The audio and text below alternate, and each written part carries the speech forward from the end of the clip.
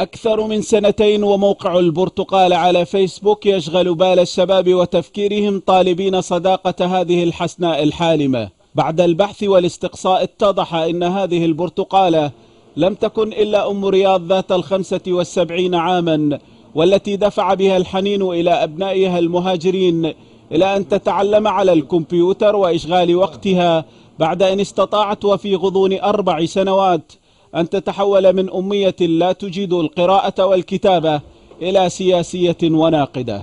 المرة لحت عليه واشتريت له كمبيوتر وكاميرا وتعلمت وقامت تصور وقامت تحكي ولدها.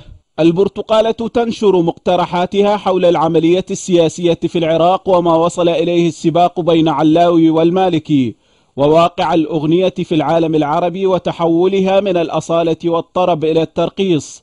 موقع البرتقالة الرسمي حافل بمشاهير الغناء، ومنهم أم كلثوم وفيروز وسعد الحلي. أما التواصل مع الأصدقاء والأولاد فيحدث باستمرار، حتى إنها تشعر إنهم ما زالوا قريبين منها. وانا ويا ولدي اقعد والمطبخ منضوجه لهم قبال عيني. ايوه افتح الكاميرا، عندي بالفريند وعندي هوايه الحمد لله والشكر، هم اصدقاء واهل الولايه والحمد لله والشكر. الإرادة صنعت وسيلة لهذه المرأة لتجد نفسها قد تحولت من جاهلة لا تجيد القراءة والكتابة إلى عارفة بأمور السياسة والغناء.